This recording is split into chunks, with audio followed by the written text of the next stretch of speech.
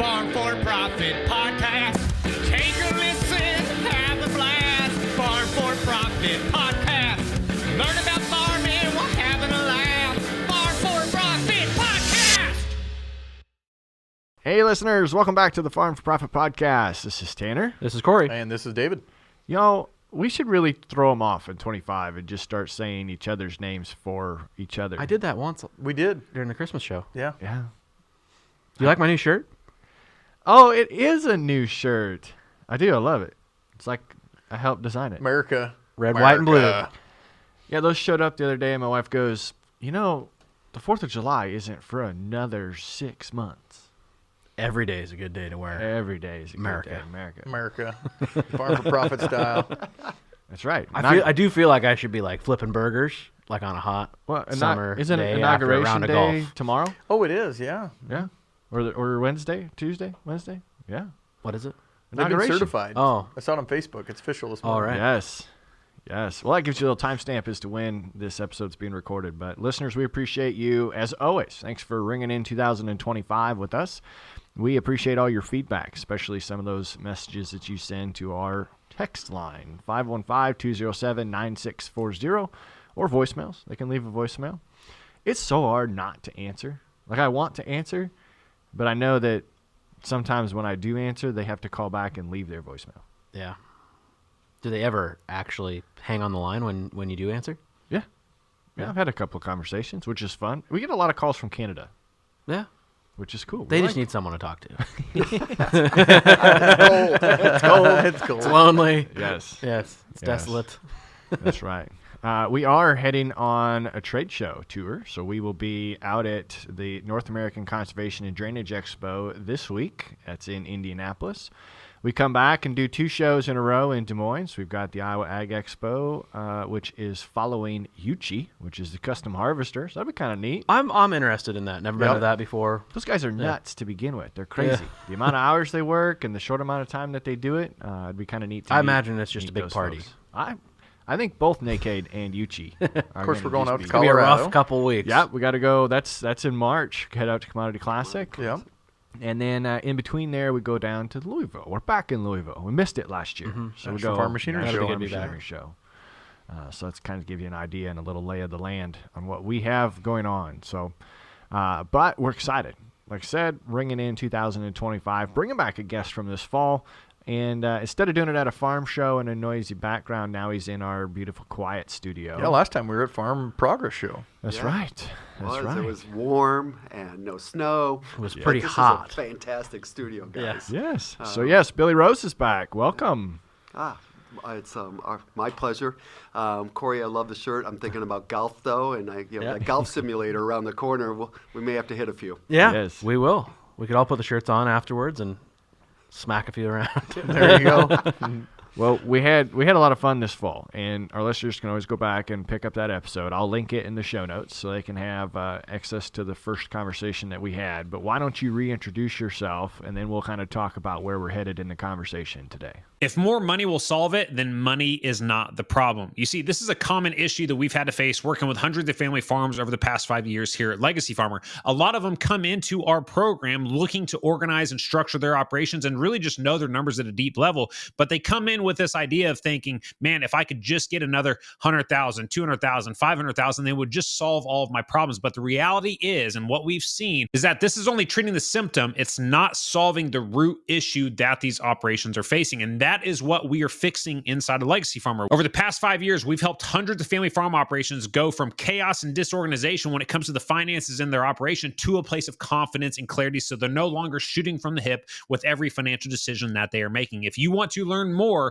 about how we are doing this and the proven process we built with hundreds of customers over the past 5 years, go to legacyfarmer.com and get started today. Yeah, I appreciate it. And again, it's an honor to be here, guys. As we look at how can we help our farming friends? I'm a kid from Dyersville, Iowa, and at the end of the day, we love what we do, but in order to protect what we do, we need to make a little money. Yeah. And these commodity prices, I never thought I'd be cheering $10 soybean, but I did cheer $10 soybean this week. And $4.50 corn is starting to look a little better.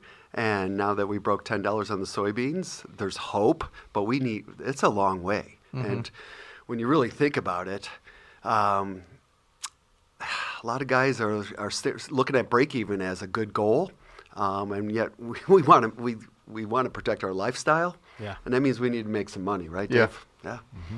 Yeah, I hate these times as farmers, or most farmers I think do, right? Like you were cheering $10 soybeans 2 years ago, we would have been cussing $10. Right. Like we're not going to $10. We Yeah.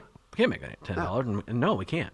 It's I don't know, but I'm trying to get myself in a mindset looking at it differently. Like, hey, if I listen to Farm4Profit Podcast and I'm a good farmer and I implement some of the things that they do, like there's going to be opportunities here, right? Like, so I'm trying to get myself into that mindset. Like, yes, it's going to be painful, but if we're a good manager, we have the right tools. We do some of the good stuff that these guys tell us to look into.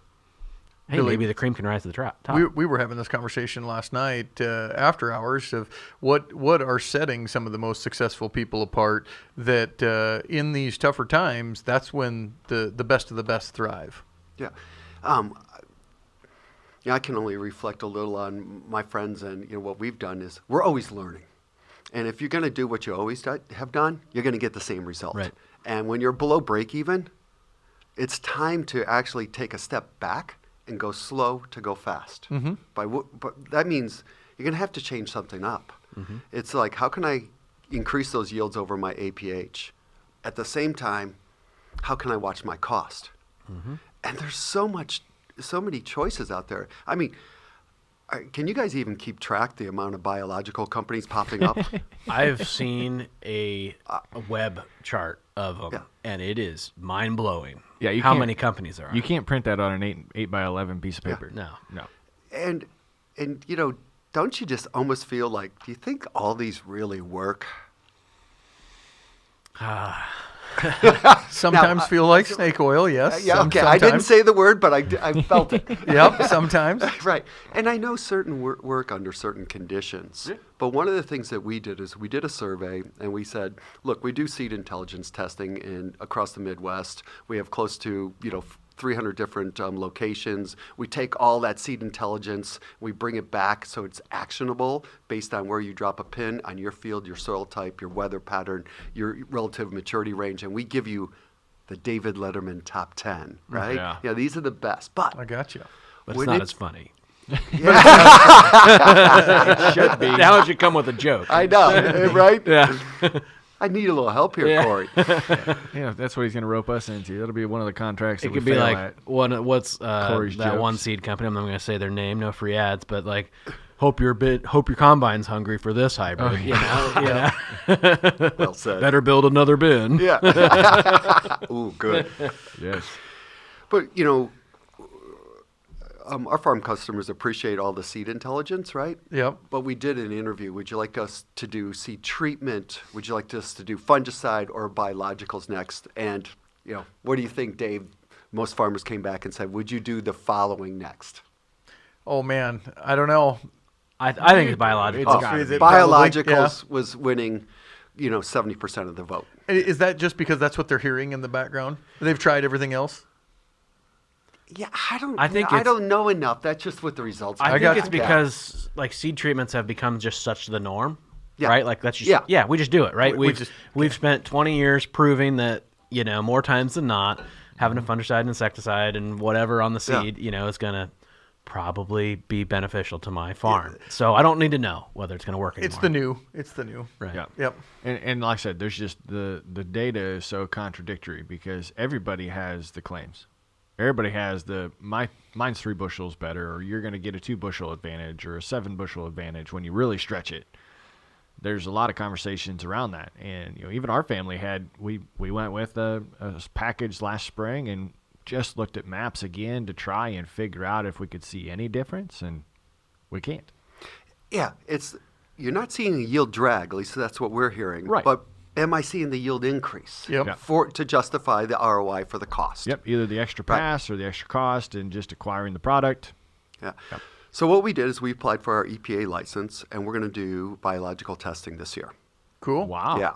And I know we won't be able to test 30, okay? Yep. But we are trying to mine in on top 5 that we think are what we're hearing. Sure.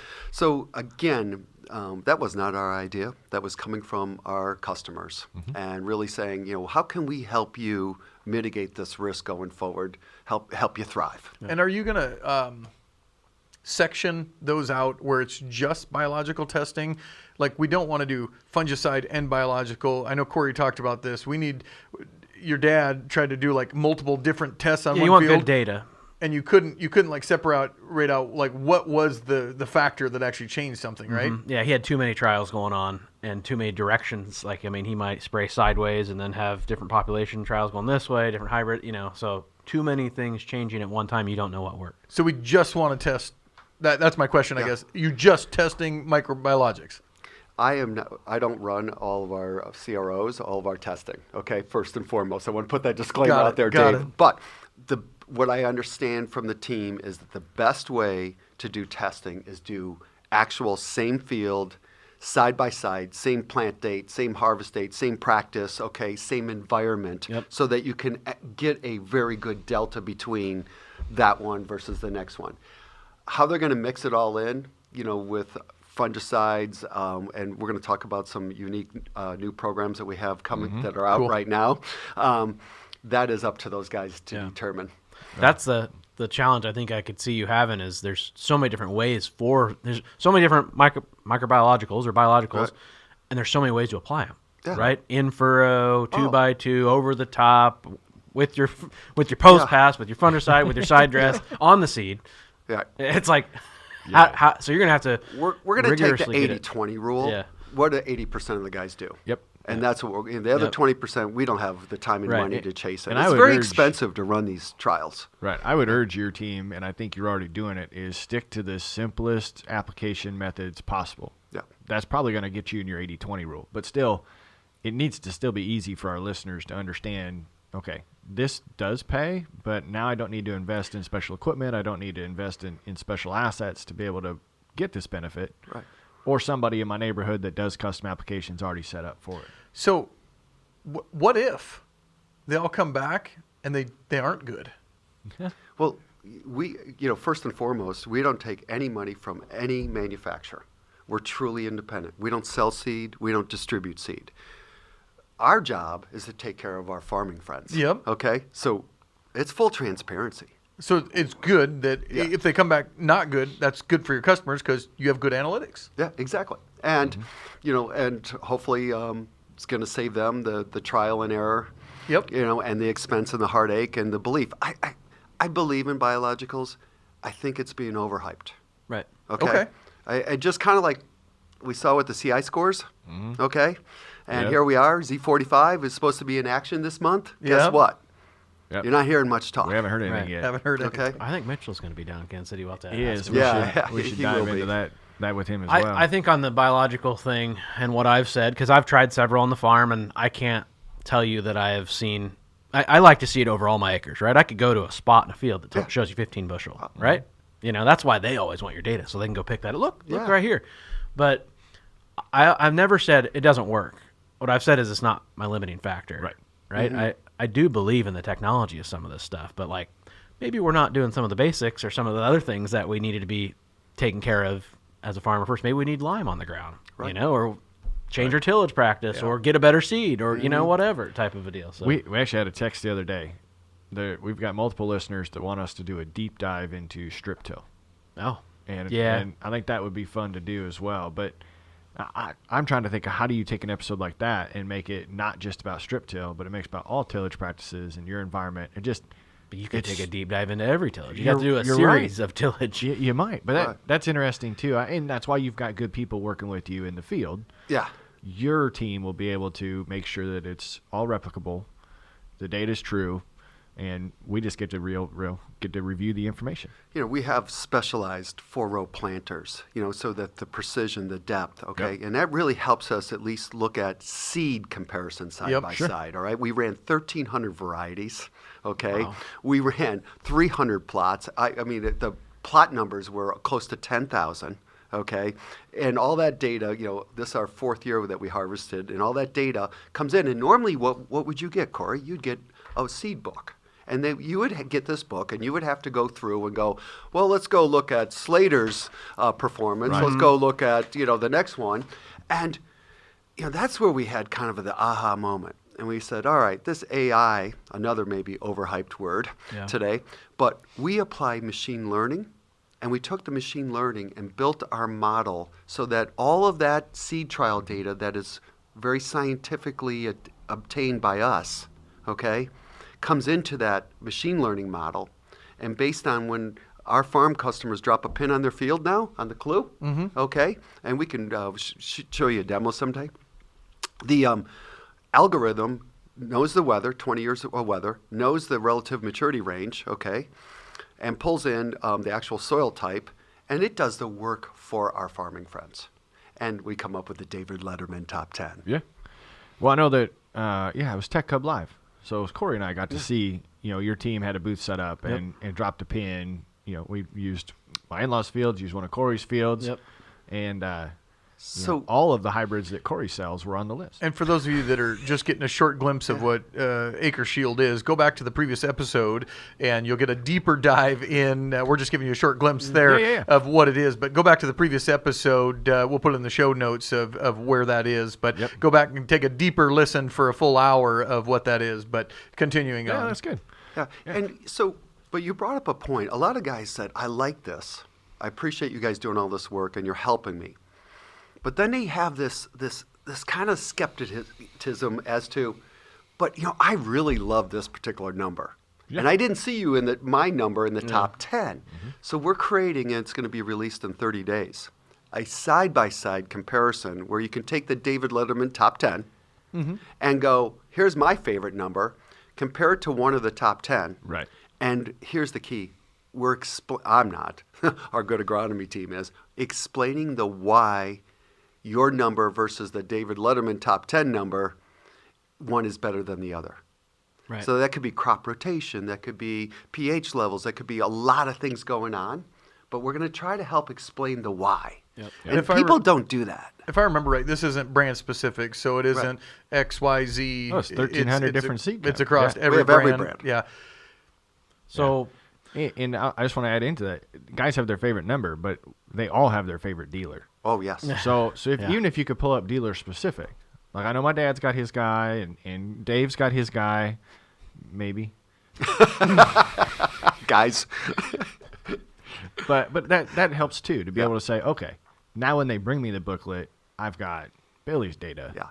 And I've got the booklet data. And again, because of great feedback from our customers, they said, hey, I want to just compare what's your favorite brand? Well, we won't ask you. Okay. Yep. All right. Let's just say brand A. No free ads. And then let's go. And then I look at this David Letterman recommendation coming out of Acre Shield, and I go, but I want to compare it to that. So we actually allow now our users to compare 1, 2 to how many brands they want to compare, if they just want to work with those brands. Well, and I will say, an argument for the farmer, especially when you get into soybeans, maybe they want to stay within this company's realm because, they're spraying with a certain kind of product, right? Like, I might be willing to give up a bushel or two here because I'm not going to switch my sprayer, to a different chemical or whatever. That's just that. And I also was going to say on the top, this is my favorite hybrid. So I've been a big believer in plots. I worked with plots with Corteva and saw that, like, my biggest argument now that I've been a seed dealer for 10, 11 years is I've got these ones that rise to the top, and they're the big hitters, right, every year in my plot. My just normal seed plot, nothing fancy. But where do seed plots go? Usually on a pretty good, even piece of ground, right? Like, you're never going to put it on your tough acre, because it's not fun to farm, and you're already taking time to stop and slow down and do it. But it's like, well, I want to see what it's capable of. And I have a hybrid that I know if I put it on 1,000 acres and then I go put this big new dog that won the plot last year over 1,000 acres, I could almost guarantee you that my one that goes all over all the acres, right, universal, is going to rise to the top, right? Like, you'll see my dad's going through the field looking at the yield monitor holler, 300 bushel. And this other one's just sitting here doing 250, 255. And then at the end of the day, that he never told me about the big one swinging down to 210, 200. And all of a sudden, 245 and 250. Yep. Old Steady Eddie went over my wet ground, my dry ground, my crappy ground. Yeah. So that's hard to replicate in a plot scenario.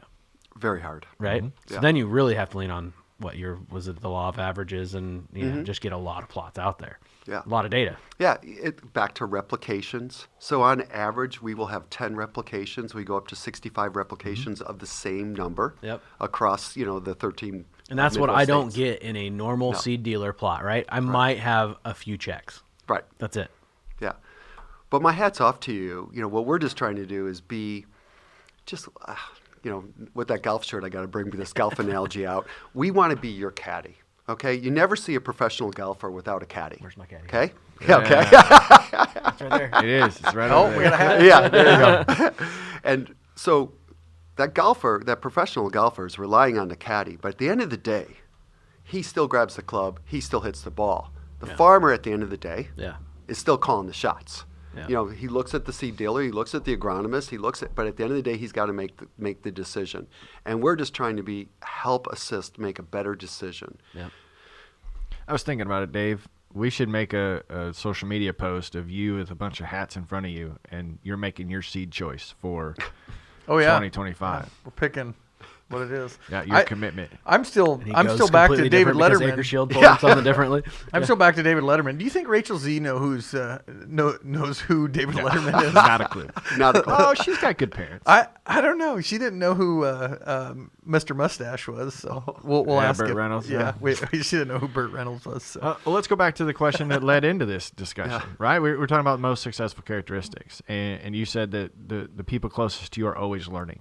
Right. And that's kind of the nature behind what Acre Shield's doing, is providing farmers that opportunity to always be learning.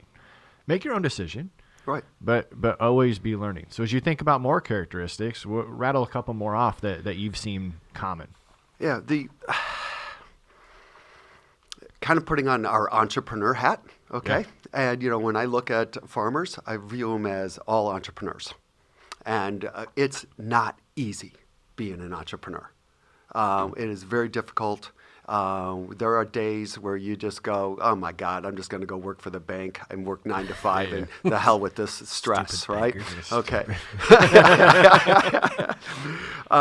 But over the years, we basically look for, obviously, people that have a solid education and they're good moral people, but there's some other characteristics that rise to the top when it comes to the type of organization and the type of success that we're used to obtaining.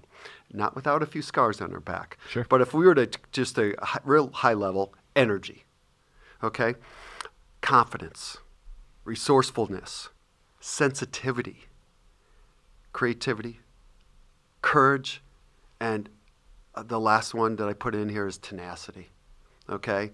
Because there are days that, you have to bite hard to get through it. And if we kind of look at energy, at our company, we like to, we just love our energy. We feed off of each other, Yep. and that energy sets a high pace, and that's how we stay ahead of the pack.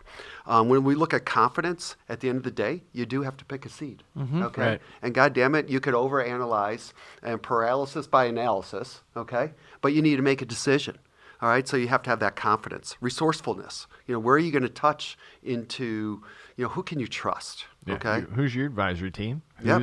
Where do you learn and get your information from? Oh yeah, and I've one of my mentors of my life who recently passed away. He was phenomenal. He would say, "You must have slipped on the ice and hit your head, Billy, because you don't understand what the hell I'm trying to tell you." Okay, read the damn contract. Yeah. It's the written words that matter, right? Some certain things over the years that I've learned from him that I don't forget. Yep. Sensitivity. Yeah, I'm curious about this one. Yeah, this is I learned this from a really great HR executive that worked for me for years, and she could take a 2x4 and crack someone over the head, at the same time deal with a very difficult personal situation. And I learned from her about sensitivity. When people walk in, in that initial meeting when you guys met this morning, and maybe you talked a little about what went on last night, you need a little that 5 minutes of coffee can talk. Now then it's back to business. And I don't expect to talk about that, the rest of the day, but at least you have to be sensitive to what's going on with your team. I think Know when to bide your lip and bide your time. Yeah. Sounds like a saying we're familiar to hear. Dave. Creativity. He should have that on a T-shirt. There you I go. know, right? I like it. Creativity. We think that's one of our most unique attributes. Is how can we get creative?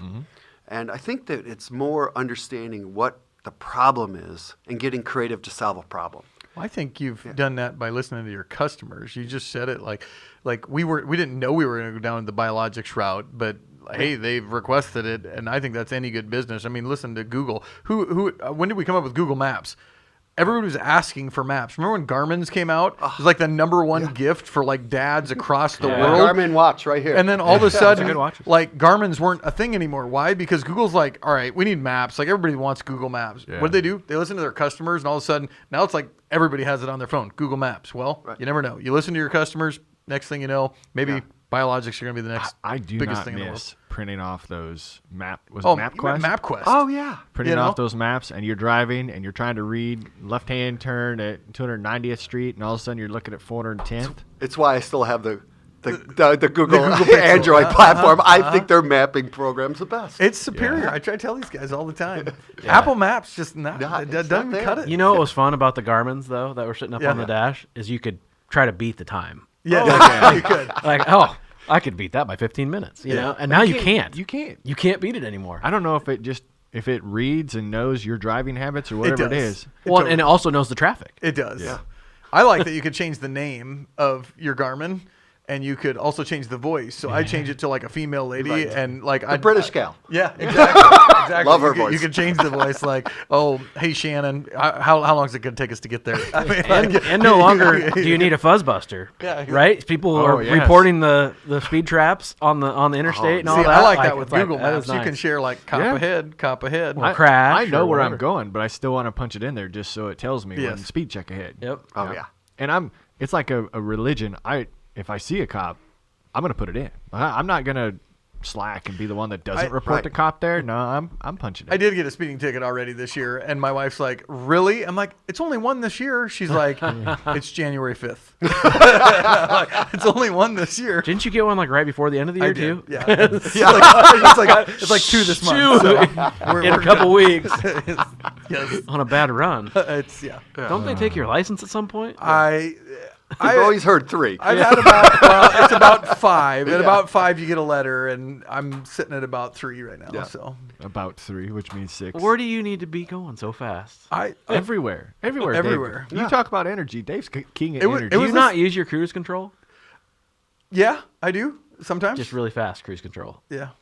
See, we need a pickup sponsorship, and we'll just put Dave in there. Yeah. I think Put a I should governor get. on it.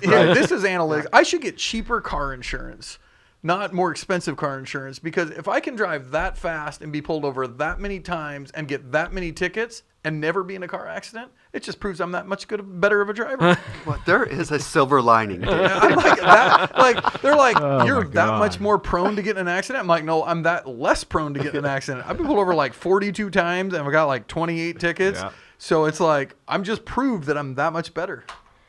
Well, I'll do what I do best, and I get this conversation back on track. Yeah. All right, fair enough. But I like those, and I'm going to move on from those characteristics because a lot of those are ones that we've talked about with our farmers, and it correlates. Entrepreneurs, any people that are good at business, our farmers are that's what they're listening to us for, is to become better in business.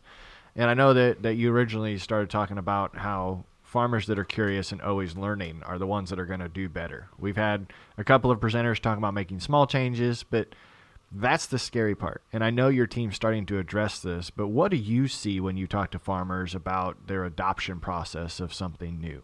Yeah. What about that is concerning? It was a lot easier to try new things when corn's at $6. Okay? Now I'm third generation. I'm working with Dad. Gramps is in town. There's a lot of pressure on me to perform. And I want to perform, and I have to perform. So when we look at the sub 450, okay, on a basic, cash basis, it starts to go like these decisions really matter, and I don't want to be the generation that messed up. I actually feel extreme passion for the guys calling the shots right now. It's difficult times. And Brazil is looking great again, and we're not going to, this is just a way of life, this price.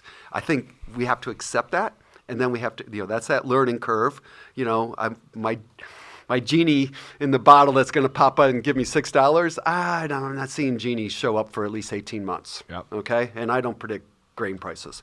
So I need to change, and I need to get greater yields at lower cost. And one of the things that we've been hearing from the Acre Shield customer base is that they are looking at that David Letterman top 10, and they're saying, you know what? If I do believe this, and it looks like I should believe this, I could save $50 a bag by going over to that brand. So my ROI, this is a little interesting now, because if I could save $50 a bag and I'm still getting great yields, there's a better ROI, and I can work my way towards break even and profitability. So that's kind of what That's tough for me, though. It's really tough.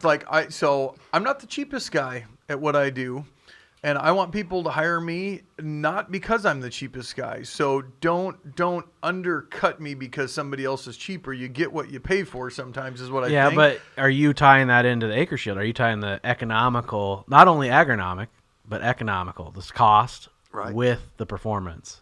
Are you tying that together? Yeah, we guarantee $100 an acre performance guarantee. That you utilize our Acre Shield AI Smarter Seed Intelligence, and if it does not work, we write you a check for up to $100 an acre. So they're buying cheaper corn, but then guaranteeing the upside too. Not necessarily. Right. Yeah, it's both sides of the equation. Okay. He stated that the top 10 may show that there's a $50 a bag less cost in a seed option. Got it. But it's also pulling the data of making sure that seed's still going to yield and provide a higher ROI. So it's factoring both in. Are you ready to power through your harvest? Meet the Maya corn heads. They're designed for maximum efficiency and unmatched durability in the toughest of conditions. With precision engineering and advanced features, Maya corn heads ensures every kernel counts, giving you the performance and reliability that you need. Get more from your harvest with equipment built to last. Reach out to your local Maya Cornheads dealer or visit mayacornheads.com to find your perfect match today.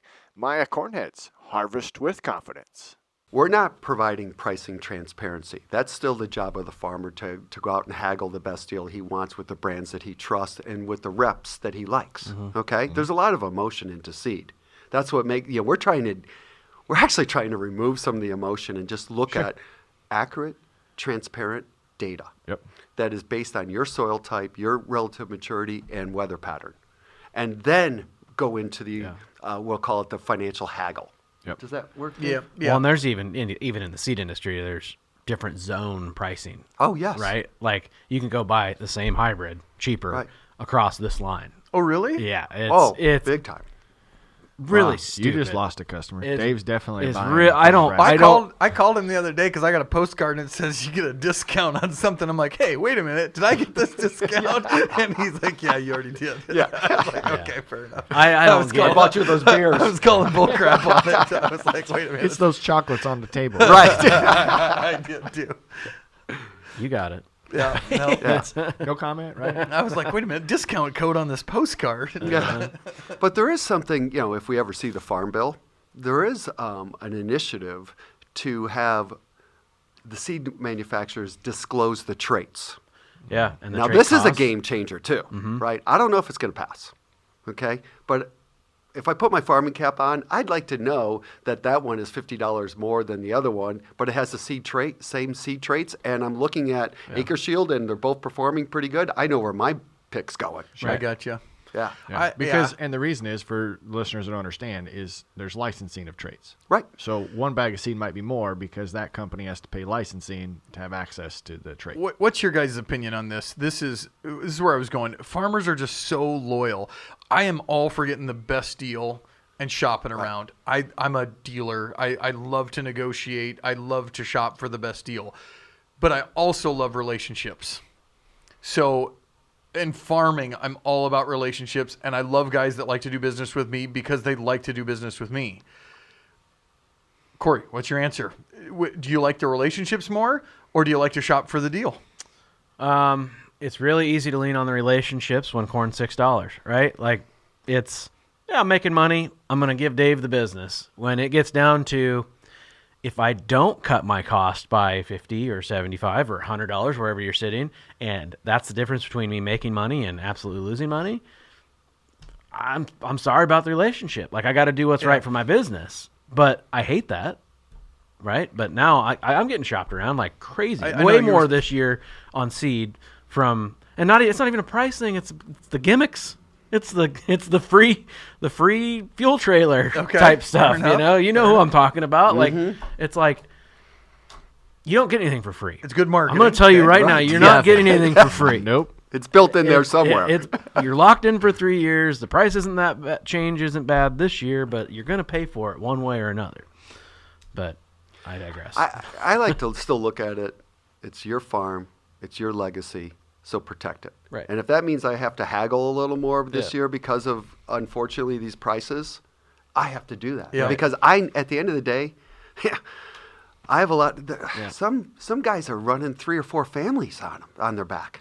Yeah. That's not an easy day. Yeah. I mean, when you're under a microscope by the family. In fact, I have a gal. She's Trish. She's her family has a big farm, and she's a doctor in Des Moines, and she goes up to have the family meeting, right? Yeah. And I said, you need to go a little lighter, Trish, on them. Things are a little different from the last time you were up there. Yeah. Yeah. And I reflected on that. I had that thought earlier about the number of generations that are involved on the farm because of how long people are living now. And at some points, it could be 4 generations that are living off this. 3 families, 4 generations that have to have income coming from this asset. Whether grandpa's getting cash rent, dad's still the active operator, and son's getting paid a wage, or whatever that looks like, and now the son has kids of their own. There's a lot of generations that have to live off of the farm these days. And I was trying to think back to, 80s were tough, right? We only know about that from the history books and from the interviews that we've done. We didn't farm through that. But there were still multi-generational operations that were in the same situation. It's not easy then. It's not easy now. There's no reason to make now seem like less of a time to worry about than what it was when it was terrible. Oh, and we have the interest rates that we're not going to say they're 80s, Sure. double-digit 20, but they're not cheap at, talking 8, 9. Yeah. All right? So there's a couple factors working. So I say to you guys, what's a guy to do then? Yeah. Okay, my break-even is X. Mm-hmm. Okay, do I spend more money to try to get increased yields? Do I just try to cut costs and take reduced yields? I have some opinions on this, but I'm curious about yours. Yeah, I'm excited. I know we've got a couple of conversations slated for February that are going to dive in with real-life farmers making real-life decisions just like that is. But it's, to me, I'll go first. To me, it's the small changes. It's a little bit on every side of your operation. Mm-hmm. If you can do 5% on cutting your costs, and you can do something that's going to increase your yields by 5% or increase your marketability, your marketing decisions by 5%, that's not just a small increase, because you've actually widened that margin on both sides of it. So I'm an advocate for small changes if you can make them, right. But I also understand that sometimes small changes aren't enough this year. On our farm, I feel like we were already kind of set up for this. Dad's been through some tougher times and all that kind of stuff. We bought the sprayer. We started buying our own chemicals and managing that side of things. Whereas that's a huge savings there. So if you don't have a sprayer, or you don't even need to own one, you can just find someone that sprays right on the side, and they'll do it for whatever, and then you can buy your own chemicals, right? You can save $40-50 an acre, boom, right off the top from not going to the co-op, right? It's crazy, like what you can save there. But I'm focusing on knowing my numbers way more granular. Actually, hiring some people like a fractional CFO and things like that to really start like diving in, because what can I do with my time? Knowing time is probably the biggest factor that I've found throughout doing this podcast is my biggest asset, because farmers are notorious for not valuing their time.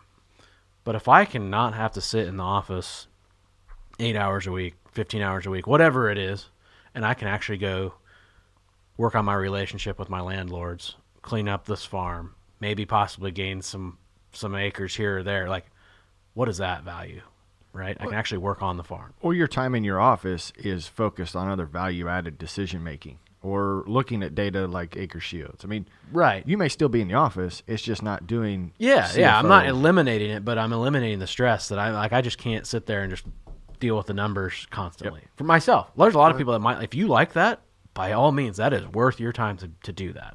Yeah, I do think you mentioned fractional CFO. Yeah. Okay, no plug here, but I do work with Uncommon Farms, and they do a hell of a job when it comes to getting guys break even out of a shoebox of receipts. Yep. To at least know what the hell their break even is. Yep. Yeah. Okay, so That's now I know what my bogey is. That's Yeah. another Okay. show I can put in the show notes because And we I did could- that. Yep. I Yeah. did that segment too. Yeah.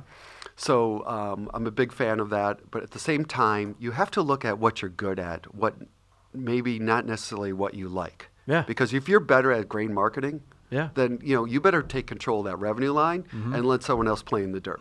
Yep. And that's where the teamwork comes within your organization. Yeah. To That is the other thing we've been really trying to focus. I feel like our grain marketing has been a lot on a lot of feelings, and I don't like. I've been trying to separate feelings out of the farm. I want to have data to make good decisions. And the only way you're going to do that is have at least once a year write the plan down. Okay, so that if it hits that number, you're going to move 25% Yep. of that grain's gone. And the law of the averages, because my bigger mission that I've always been on with crop insurance is you should be forward selling that grain, not speculative. Just go up to your 85% or whatever level Yep. you buy, Yep. and take that money in small little chunks. To Tanner's point, small changes but small chunks so that you can average out. Now, certain guys will wait 2 years. I know guys that are sitting on 2 to 3 years worth of grain right Yeah, now, how and do it's they scaring feel? me. How do they feel? They're not feeling good. No, they can't. When you actually put the carry cost and You don't want to know that. bin cost, and it adds up. Yep. But They hit it big the other way probably, so Yeah. they're just Yeah. telling you about that. I'm not going to tell anyone how to manage their farm, that's for sure. But you talk about important traits. I think it's really key that you have a positive outlook. And Tanner, you and I were talking a little this morning about Warren Buffett's partner, Charlie Munger. Yeah. Okay, Charlie recently died. Okay, one of the wealthiest men in the world. I want to just read something that I never knew about Charlie Munger. At 31, Charlie had lost his son, his wife, and his fortune. Okay, and he had one incredibly simple idea changed his life forever. As a young man, Charlie appeared to have it all. He graduated from Harvard. Okay, he had a very sharp intellect and quick wit. He had earned widespread respect in his field. Personally, he was a devoted husband and father, growing a family and building a future. However, devastating events dramatically changed the course of his life.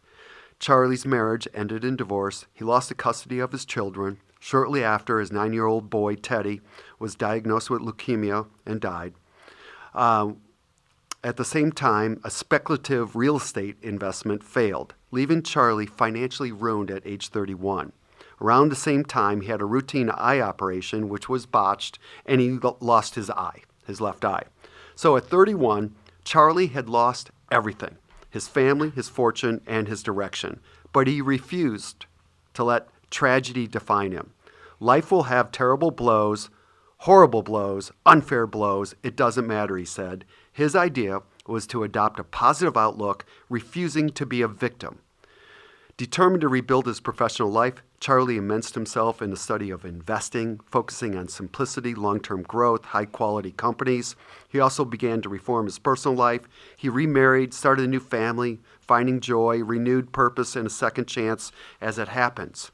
By the 70s, Charlie hooked up and partnered with Warren Buffett at Berkshire Hathaway. Together, they created a global powerhouse, emphasizing discipline and patience in investing. Today, Berkshire is worth over $1 trillion. Before his death, Charlie argued that none of this would have been possible if he hadn't adopted a positive outlook. Feeling like a victim is a perfectly disastrous way to go through life. I am not a victim. I am a survivor. What a story. I never knew that. Did you? No. Yeah. That's amazing. You just assumed he was like, golden child, Harvard grad, and life was good. And I thought he started wealthy. yeah, right? Well, I mean, at Donald 31, Trump, right? Give $30 million to start. Well, and to go to Harvard, he had to have some money to go to Harvard and to have a speculative investment at 31 on real estate. Had to have some money, right? Maybe been a little leveraged. Maybe. Yeah. But what I hear is that's amazing. There's a lot of 31-year-olds that don't have any of that to lose. Right. Yeah, right at the time. But what I'm hearing is you're young. Take your risk, because look what you can lose everything, right, and rebuild, no problem. Yeah. Yeah. There's lots of people that have done that. Yeah. Well, I'll be the first to tell you.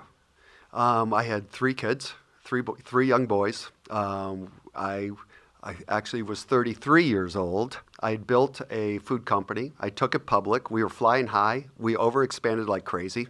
Okay. And I went home one day with my desk chair. Okay. With no job. And, I had a real talking to myself. And it was like, I called up my mentor and I said, Richard, here's my situation. And he's like, well, pressure makes 2 things. Diamonds or coal. Yeah. And you're a diamond, Billy. So get after it and stop bitching and go build. Coal's not that bad either. No, coal's not that bad. But, those are some of those learning reflections, because you had to have that resourcefulness, that confidence, the tenacity to go, going from flying high to 0 to rebuilding again. Now, since then, we've built an ag bank, 2 crop insurance companies. We've been fortunate that we were acquired by Farm Bureau Mutual, acquired by DTN. And that's where my passion comes about. How can we help our farming friends? What can we do for you to solve a big problem? So which one's going to $1 trillion? I'm going to tell you right now, I'm no Charlie Munger. Okay, I am. We are, but we still have a lot of pride. Billion, then. Well, yeah. How's that? What you were talking about before we hit record today, though, could go to $1 trillion, because it sounds like an opportunity for producers that's going to put a lot of value in their camp. And anytime that you can provide a producer that much value, they're going to sign up. No matter what your product is, if there's value in what you provide, it's going to grow. So tease us a little bit on what you got going now. Yeah, so Acre Shield, as you know, is about the smarter AI seed selection with protection. And as we've talked to our farming friends out there about other problems, it's like, I need to grow my yield by a lot. Not what I did, the last 10 years. I need to improve that average. So we've worked with, and I take no credit here, our team has worked with the best agronomists out there.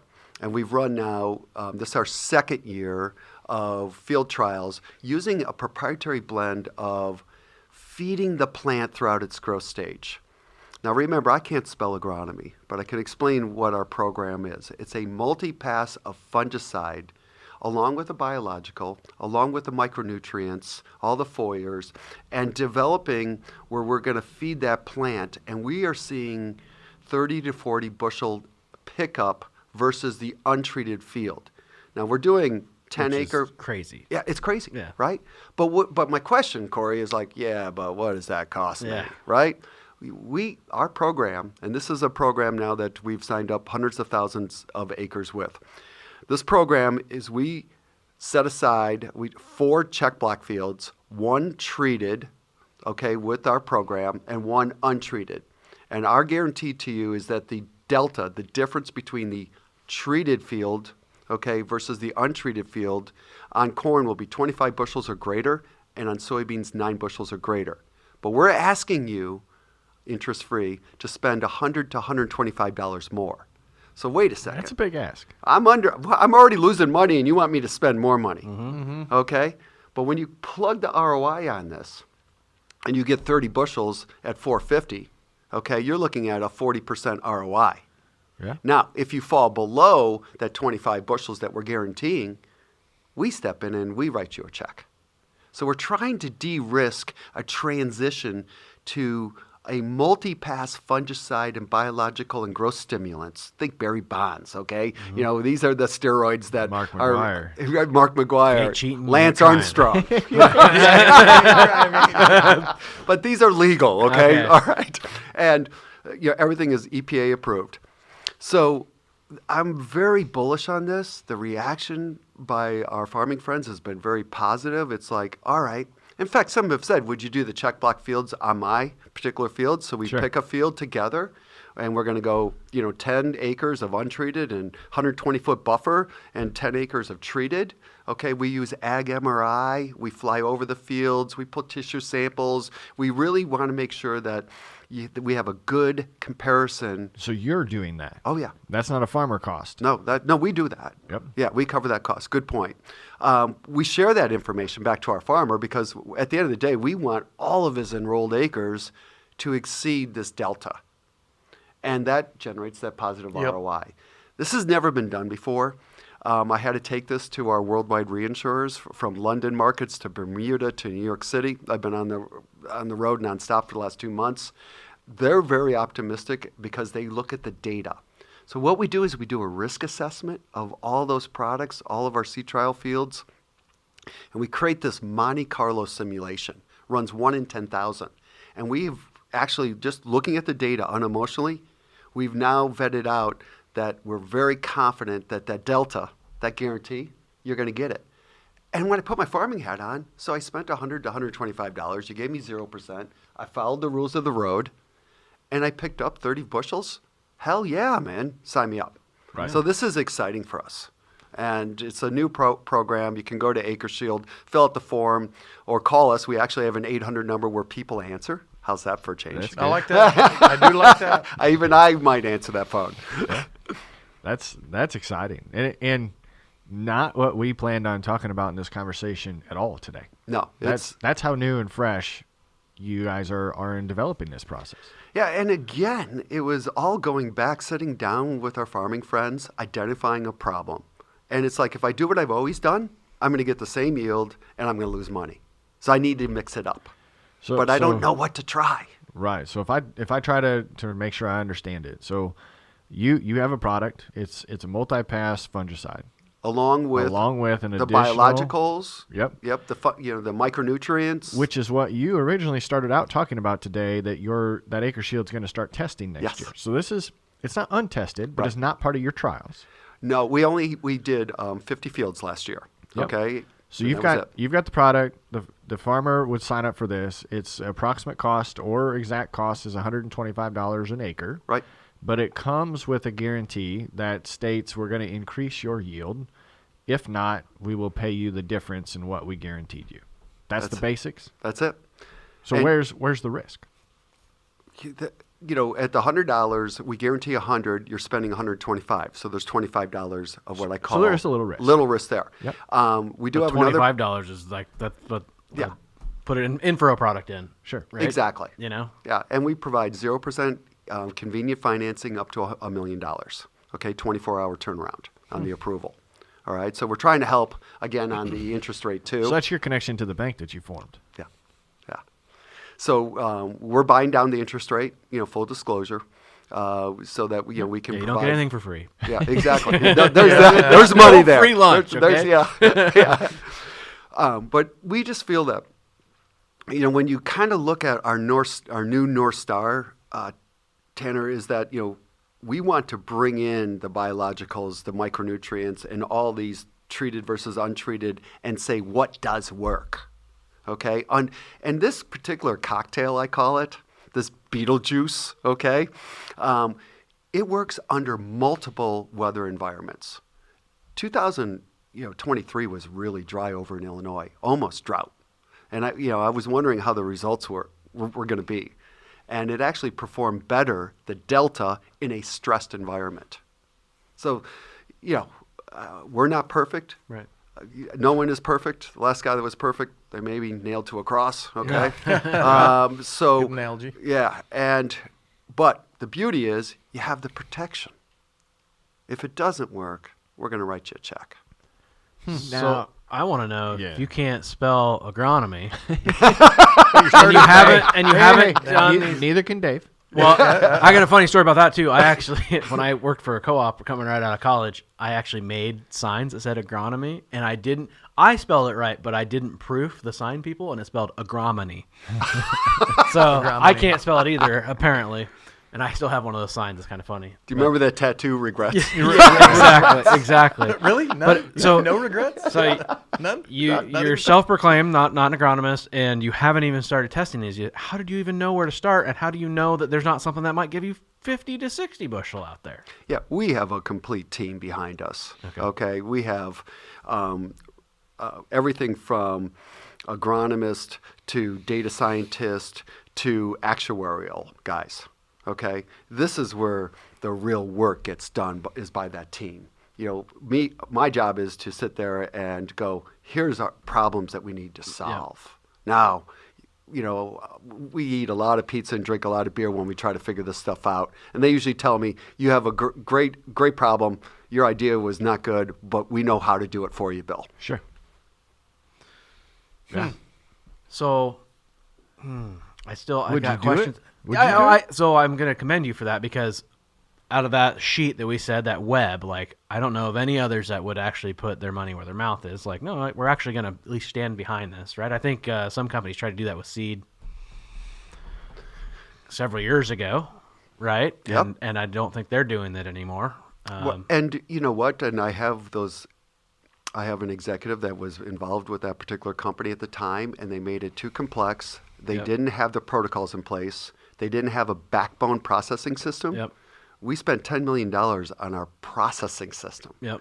Just in order to measure good against bad. Well, and So let's say performance. you have 10,000 acres of corn, Yep. and you do your check block that you guys are applying to, right? So you're basing it off of that, 4 check blocks, 4 check blocks per farm. right? But the rest of the acres, the farmer is probably Yeah. required to put it on, Yeah, he's buying the product. Why wouldn't he put it on? right? Yeah. But how do you? But the guarantee comes with rules. Right, yeah, That's- yeah. What are the rules and the process to make sure, like, that they actually applied it correctly, Yeah. and go, hey, I got a claim, it didn't work. How hard is it going to be to jump through the hoops? Yeah. So 10,000 acres. We have 4 check block fields. We agree on where the fields are going to be. We have these 10 to 40 acre check blocks. In each field is a treated and untreated. We're going to measure the delta of that 4 times. So we agree on the 4 check block fields. Whatever that average of those 4 is for the delta, did it achieve 25 bushels or greater on the corn, or was it less? Then if it's less, we pay $4.50 an acre, $4.50 a bushel, times the enrolled acres. All right. All the enrolled acres. Yep. Yeah. So it doesn't matter Yeah. if the farmer didn't do it right and it doesn't get it, as long as those 4 checks show where you're good. But our job is to make sure that the enterprise, Right. is going to be successful. So if the guy's spending $100 to $125, he's going to use the products. He's going to apply it at the right time. Our agronomists and we're flying over those fields. We're putting drones over those fields. People are walking the fields. We're trying to say at V3 to V5, we need to hit the first shot. Okay, at Tassel, we need to hit the last shot. Yep. Okay? Yep. So it is a partnership there. You want them to be successful. Oh, because heck, if they're yes. successful, you don't pay out. Right. Right. I mean, Yeah. that's how a program like this works. Is if you don't have to pay out the guarantee, that's in your best interest. Correct. So the reason my car insurance is higher is because statistically they think I speed a lot, that I'm going to get in an accident more often. So they've proven that statistically they know that they might have to pay out more to me. You're an insurance company in a sense that statistically somebody's done the analytics on this, that you're every insurance company's, there's big money behind this, that somebody's done the analytics that it must work, or because you don't want to pay out. Correct. You don't want to pay out. You don't want to not have it work. So somebody's done the math that we know that 99.9% of the time, we're not going to pay out. It's gonna yield this, or we're going to go out of business. So we're not in this business to go out of business. It's going to work. So you've proven this over so many acres already. Can you give us kind of a shot of what that looks like? Like, how many acres has it been proven on? Oh, yeah. So we ran 50 check block fields last year. Okay. Not as robust as I would like. Sure. Okay. And basically we took our seed trial fields and we put a buffer of 120 feet. We did untreated and treated. Okay. And then we compared all those results. But the beauty was we were doing all the actual CROs, the check block fields ourselves. Yep. So we trusted the data source. We trusted the protocols. We trusted Well, you must feel good about the data. Exactly. Then the data, though, we go to our actuarial team and we give it to our data scientist. Okay. Then he builds out a risk model, and then we run it through a Monte Carlo simulation, which goes back to some of those classes that we really didn't always go to. Did you go to Iowa State? For a little bit. Yeah. I did. Yeah. Didn't we all? Yeah. So, But Dave probably spent more time on campus than all of us. Yeah. yes. Yeah. So what we do is we run it through this model, a Monte Carlo simulation that creates the standard deviation and the mean, running it over 10,000 iterations.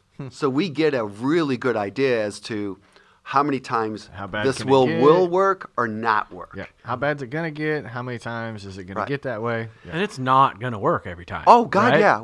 We've modeled. We're going There's to be paying. weather. Oh yeah, Right? There's so many factors out of our control. yeah.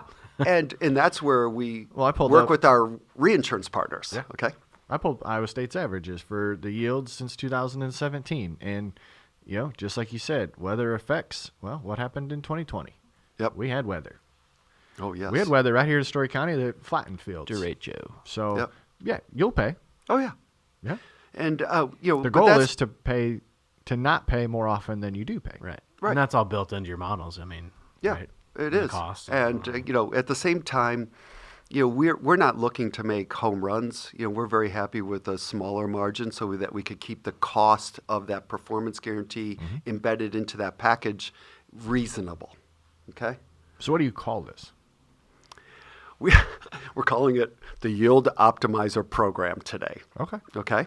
And so we're working with 2 agribusinesses that are out there selling it through their distribution networks. Okay. Okay. We've had great success so far. Predominantly, it's in the Illinois and surrounding state area.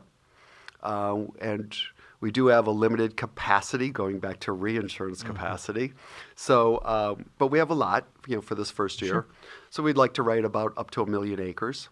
That's And plenty. again, we're really excited then. We're going to have 4 check block fields per farmer, and all that data is going to come back in, and that adds to our data flywheel effect, right? Yeah. So we'll be able to take that Monte Carlo model and make it even a lot better. Keep learning. Yeah. Yep.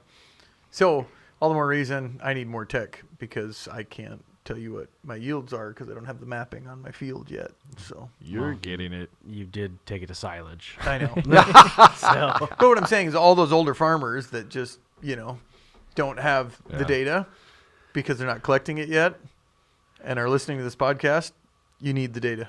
Yeah. You do. And we look at 2 different data sets. We look at your crop insurance data sets, and then we take the as-applied data. And we have a specialized team that cleans up the as-applied data. As you know, a lot of combines are not calibrated. There's a lot of glitches in some of the software. Some guys don't turn it on. Okay. But that's part of our responsibility, is we want to help you get data that you can trust. Well, I'm even thinking like 25 bushel more or less. People ask me like, well, if I put tile in, will you get more? Well, I'm trying to even figure out like, how can I judge how much more I got? Or or even on a farm, how much more will I get selling the farm? Well, I can't sell the farm twice to tell you how much more did it get. I don't have a delta to tell you. I can't sell it the same day at the same time to tell you that if I would have sold it this way versus this way, it would have brought more money. So it's hard to do any trial and make it exactly perfect. So It's very hard. And it's a lot of work. We have millions of dollars of specialized equipment. We have a whole team. We take our CRO applications very serious. I want to use your 0% for tile. right? Like that should give me 25 or 30 bushel. Yes. Yeah. So you're going to be out and about. Your team's going to be. We talked about the trade shows that we're going to be at this year. Where are you guys going to be if someone wants to come ask you about this? Yeah. Always go to our website, Acre Shield or Optimal Ag Solutions, which is our parent company. We put a lot of thought into that name, Optimal Ag Solutions. You know, we work with B2B, ag retailers, ag manufacturers, in developing customized, bespoke warranty solutions for ease of adoption with their products with the farmers. But we're going to be at FarmCon. In fact, to take off this afternoon, might see you guys on the interstate heading the same direction down in Kansas City. Then we're going to the Row Crop Exchange, January 20th through the 22nd in Cape Coral, Florida. That'd be this week, the week the show comes out. Yep. Yep. Then we're going to Uncommon Farms on the 23rd through the 25th at San Antonio, Texas. And then we'll be at Iowa Power, of course, Commodity Classic. Yeah, so you'll see us out there. Please stop by. We'd love to just meet, understand, some of your challenges and see if we can help. Or if we can't help, at least we'll give you our advice to point you in a different direction. That's great. Cool. I do want to say one other thing. As we come into crop insurance season, right? That necessary evil, they have to go out there and go buy some crop insurance. Mm-hmm. Okay? I am a big fan of the crop insurance. I don't know if you guys remember the history. In 1981, the feds ran the crop insurance. It was a $300 million program. What do you think the size of the crop insurance program, since it was privatized in 81, it is today? You said 300 million, so I'm just going to say 300 billion. Okay. Corey, Dave, got a guess? 150 billion then. Yeah. Don't have a guess. Yeah. I'll go with Tanner's guess. Yeah. Okay. Yeah, it's not quite that big, but it's $19 billion. Gotcha. So from 300 million, I'm talking premiums paid by farmers. That's still a lot. It went up to that.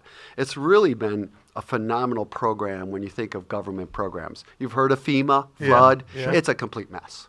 Okay, and I don't see any hope for it. We're going to continue as American taxpayers to continue to fund that. So the federal program, at least, even though you and I are paying 54% subsidies to help our farming friends out with the cost of their premium, it is a program that is working. But you do have to make a decision by March 15th as to what your crop insurance is going to be. 90% of the farmers are buying a revenue protection RP policy at 80, 85%. There's this gap between 85 and 100. And I want to talk about this gap real quick. Mm-hmm.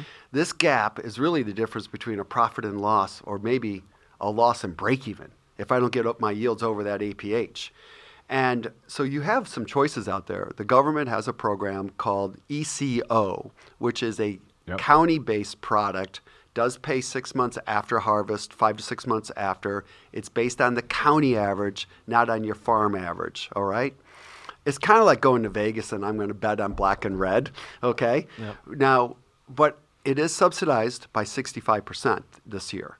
So it could be a good add-on on top of your RP. But what we're recommending is take a look at Acre Shield, because Acre Shield, the county only goes to 95. Acre Shield goes to 100% APH, and it's based on your farm level, and we pay 45 days after harvest. So what I'm telling our farming friends is, put your RP in there, lay in your Acre Shield, and get that seed intelligence, and then maybe throw ECO on top of it if you want to go that extra level. I had forgotten about that. I got so distracted by the pre-show conversation about what you're rolling out new. Yeah. As far as that's a benefit. Yeah. Yeah. If we're feeling nervous, especially in an instance when you earlier said put your banker hat on, in an instance to where you're in a financial position to where there is a make or break decision needing to be made at the bank side of things, what a better way than to walk into that banker and say, hey, look, I'm covered. And we're hearing that it just feels like everyone's a month behind right now. Like even the bankers feel like they're behind. Everyone's kind of like, what's going on with politics? What's going on with price? Yeah, are you hearing something like that? Yeah, there's three things that I think play into that. Is one, it's human nature to not do the hard things. Mm-hmm. So I think there's a lot of it from both sides, farmer side and banker side, to not want to deal with the hard conversations. We'll do it next week, or we'll do it after the first of the year. I don't want to ruin anybody's holiday or whatever it is. So I think that's in it. Two, I do think there's a wait and see effect. Like, there's no rush to this. Let's see what happens after January 22nd, and let's see let's see what happens after the next WASD report. And, so I think there's a true wait and see effect that comes into place. And then the banking sector has just been all screwed up the last 2 years as far as capitalization. I mean, knowing what's available to be lent out, knowing what's available for, deposits on hand. If we're truly in an economy that's been as tough as it has been, we're at the lowest point of cash on hand that we have been in a while. Well, how do banks make loans? They have to have cash on deposits or borrow it from some other places. So it's interesting in this environment, and I think those three things are playing a factor into how quickly you're getting your renewals. Yeah, you just talked about liquidity at bank. It's at an all-time low. Yep. It's tight. Farmers need to understand it's tight at the bank. Yep, it's tight at home, tight at the bank. And I think you hit the nail on the head. Everyone's a little like, I don't really want to go talk to my banker, and the banker doesn't want to talk to me. But damn it, you better. Yep. You better, walk into that confession booth and just go, here's where I'm at. And, let's figure this out, and let's get it going. It's crazy because I remember talking to you a couple years ago, and you're like, the cash in accounts is amazing, amazingly high, right? Yeah. Like it's the all-time high. Where did it all go? Groceries? Yeah, pretty much, right? That new combine? Real estate values climbed to all-time highs. I mean, every time you bought a new house, you sold your old one, but... Yeah. So, how does it get fixed? Or is this just the new normal? I think we have to accept it and then deal with it. And to Tanner's point, don't put your head in the sand. Get into that bank, sit down, and because you need to find out if you're going to have to find an alternative option. Yep. That's why I do like Acre Shield offers 0% financing, by the way. So you sign up, you put 20% down, and we give 0% financing until December. I just figured out what we're going to be for Halloween, Corey. What's that? It's a long time from now. I'm going to be a priest and make a confession booth right next to me, and you're just going to be a farmer. It's just you're going to put farmers enter here. And I'm going to just be like the farmer bank and the confession booth. Yeah, right. Your job is just to walk. Forgive me, Dave. I have sinned. Right. The license plate's going to say, you go first. Yeah. I fell for the fuel trailer. Yeah. I'm going to dress up like a banker. Confession booth. I do want to say we sincerely appreciate your time and your help in making farmers aware that there is a low-cost solution to the yield gap problem out there. And there's Acre Shield, I think, is a very good solution to that problem. You can go to acreshield.com, fill out the contact form, or just call us on the 800 number. We're more than happy to work with you. And then we sell Acre Shield through multiple distributors. They could be seed dealers, crop insurance agents, bankers. You don't have to be licensed to become a distributor, and we pay commissions. And one of the things that a lot of farmers that do call in, and then we talk to their seed dealer or their crop insurance agent, we make them a distributor. The only thing I ask is, because that guy is making money off of you, he should at least buy you a steak dinner, okay? Yeah, either a good Iowa chop or a nice steak. There you go. Because I know we'll get our pork producer listeners writing in. Oh, my. That's good.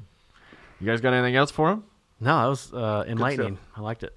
Yeah, this was good. There's a lot of energy here for first thing in the morning. So well, he did say we need energy.